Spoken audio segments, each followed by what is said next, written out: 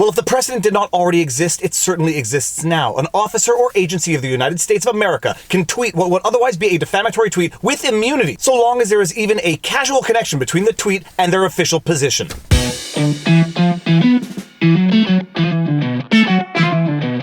Viva Frei, Montreal litigator turned YouTuber. I do vlogs. And it's a Saturday, which means that it's another car vlog. The Covington Kids lawsuit for defamation. Everybody knows about Nicholas Sandmann's $250 million lawsuit against the Washington Post and CNN. I've done a bunch of vlogs on it. I'll link the playlist right here. If this is the first vlog of mine that you are watching, go watch the Nicholas Sandmann vlog so that you'll have a better idea as to what's going on in this vlog. And now, while everybody knows about Sandmann's $250 million lawsuit, lesser known is the lawsuit by all of the other unnamed Covington Catholic high school kids who are suing for defamation as well. In his $250 million lawsuit, Nicholas Sandmann is being represented by L. Lynn Wood. But a lot of people don't fully appreciate that there are parallel proceedings between all of the other Covington Catholic kids who are suing various people for defamation. They are being represented by attorney Robert Barnes, with whom I did a 2.5-hour live stream on the case. It's an amazing live stream if you have 2.5 hours or 1.25 hours watching at 2x, so I'm going to link that video right here. I suspect that this is a lesser known lawsuit because they're not suing for $250 million. They are all only suing for anywhere between $15,000 and $50,000 in damages. But by and large, the questions of law are the same. The major difference are the defendants. The Covington kids are suing a number of defendants for tweets that they tweeted and retweeted in the wake of the incident. Those defendants include a number of celebrities, but also 2 politicians, namely Deborah, Holland and Elizabeth Warren. And a little bit of the backdrop in case you're not going to go watch the live stream with Robert Barnes where we explain the lawsuit in detail. Robert Barnes, as counsel for the Covington kids, gave all of these celebrities and politicians who are now being sued a number of occasions to clarify and rectify their mistake. In fact, all that Barnes, for and on behalf of the Covington kids, wanted in the first place was that the celebrities and the politicians simply retract and correct their tweets, which, for reasons known only to them, they refused to do. Those tweets are still up, and they ended up as defendants to a lawsuit for defamation. As relates to Elizabeth Warren, the allegedly defamatory tweet which caused her to become a defendant to the lawsuit reads as follows. Omaha elder and Vietnam War veteran Nathan Phillips endured hateful taunts with dignity and strength, then urged us all to do better. Listen to his words. I will link to that tweet below so you can go read the tweet and watch the video and come to your own conclusions. But that is the tweet that Elizabeth Warren refused to take down, even in the wake of the incident when it became relatively clear that that tweet might not have been 100% accurate. Alright, and in total fairness, I should probably also read Deborah Holland's tweet. Now, I'm not 100% certain that this is the specific tweet that landed her as a defendant to the lawsuit, but I strongly suspect it has to be. This veteran put his life on the line for our country. The students' display of blatant hate, disrespect, and intolerance is a signal of how common decency has decayed under this administration. Heartbreaking. And now back to the video.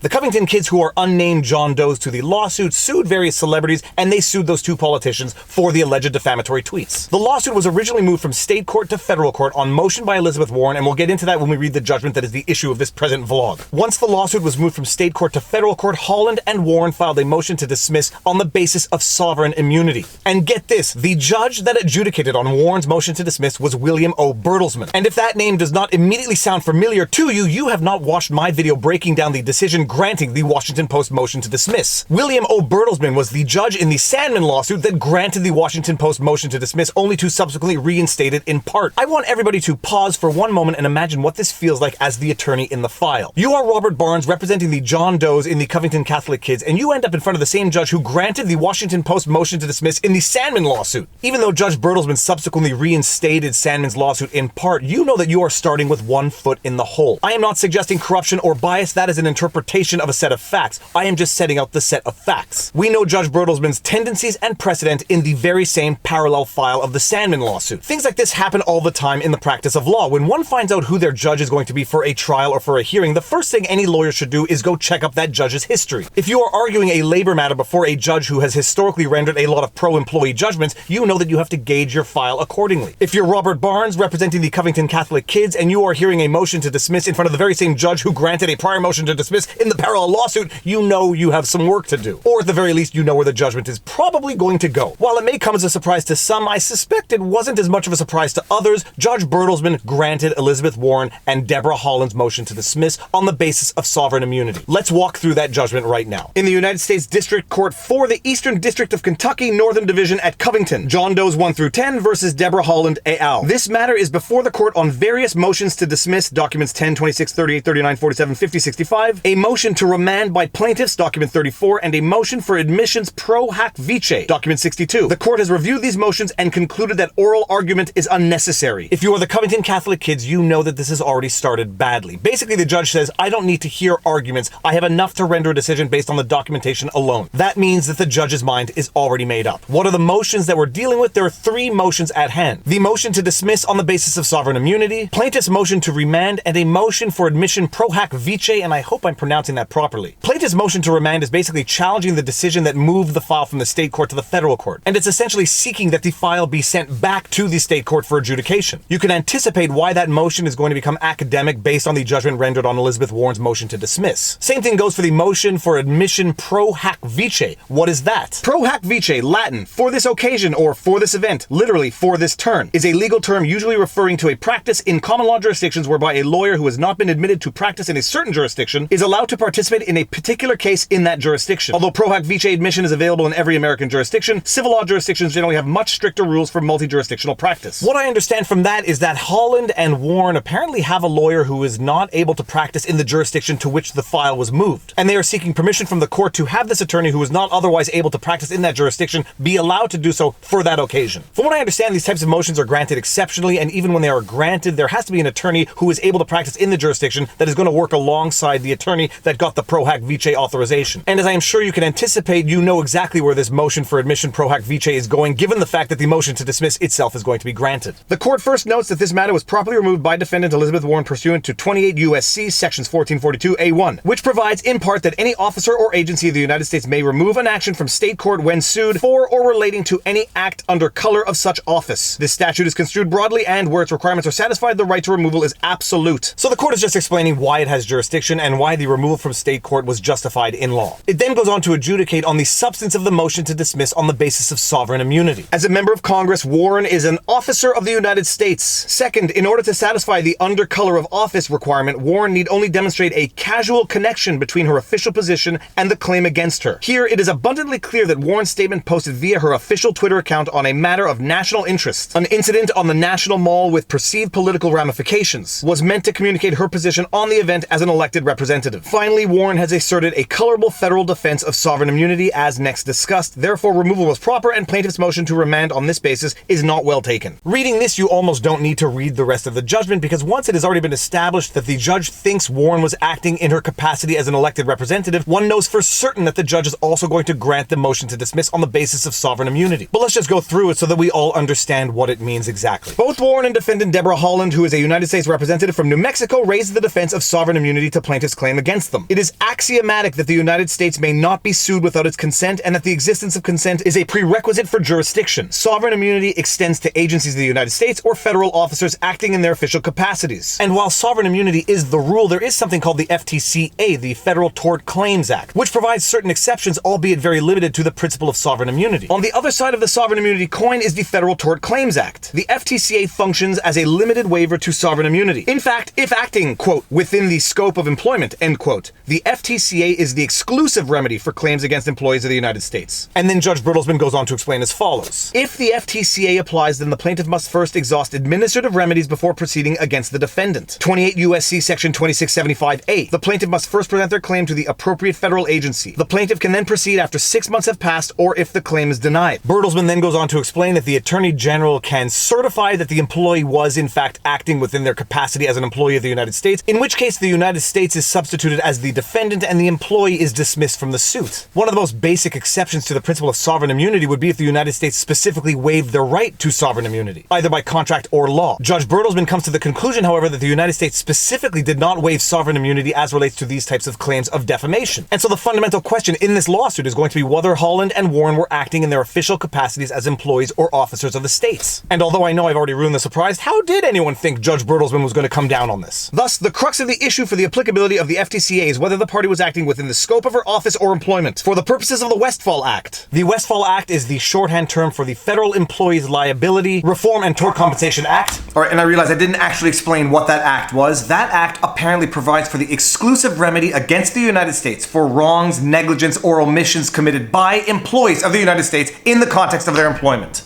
All right, back to the video. A determination of whether an employee was acting within the scope of employment is a question of law, not fact, made in accordance with the law of the state where the conduct occurred. Why is this distinction between questions of fact and questions of law important? Well, we know from Judge Bertelsmann's decision in the Washington Post granting of the motion to dismiss that questions of law are adjudicated upon by the judge, whereas questions of fact are for a jury. So the judge is laying the groundwork of the foundation to establish his own jurisdiction and competence to adjudicate on Elizabeth Warren's motion to dismiss, and grant it because it is a question of law and not a question of fact.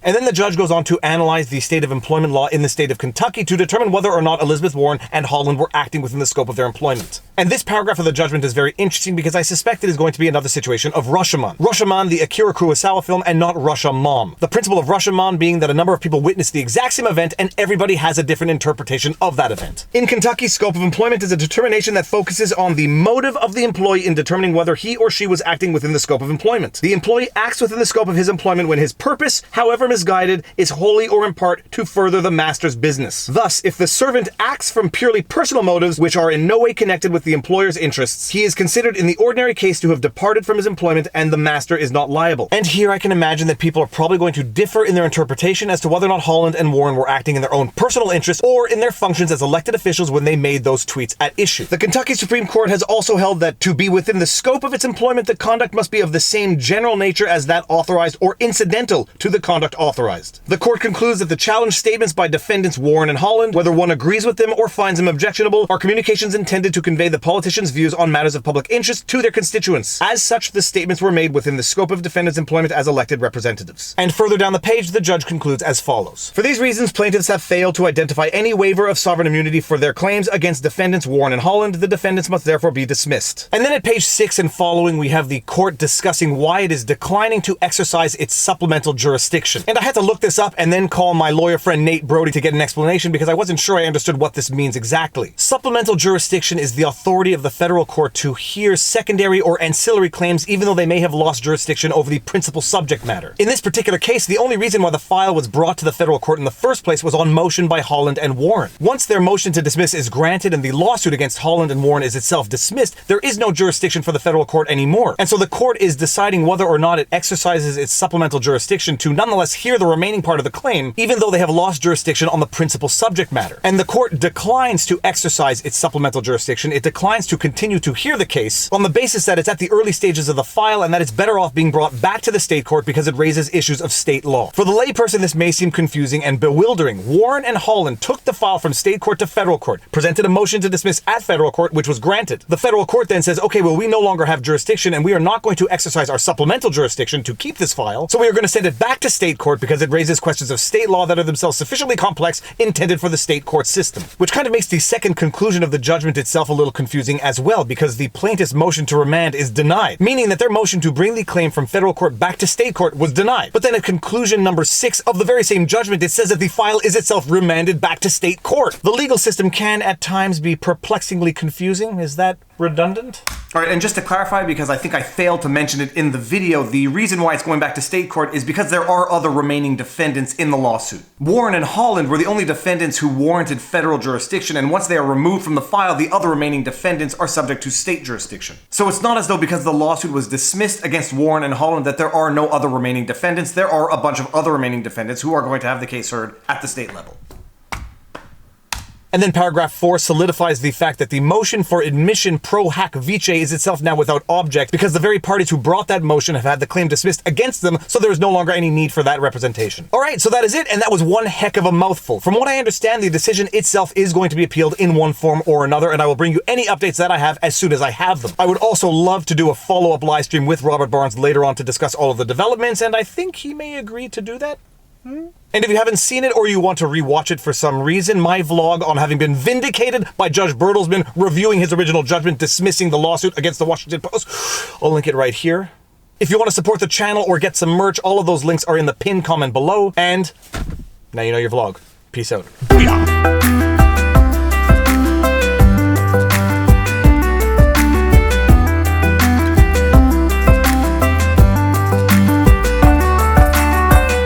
All right, and I forgot to make a prediction. It's easy for me to do it now that I'm dealing with something of a fait accompli with the actual judgment, but I do not have optimism for this decision being overturned. The legal reasoning itself seems to be solid, and I don't think it's an unreasonable interpretation that Holland and Warren were in fact acting in their capacity as elected representatives when they made those tweets. I can anticipate some of the arguments that the Covington Catholic Kids are going to raise in the appeal, but I wouldn't put any money on it.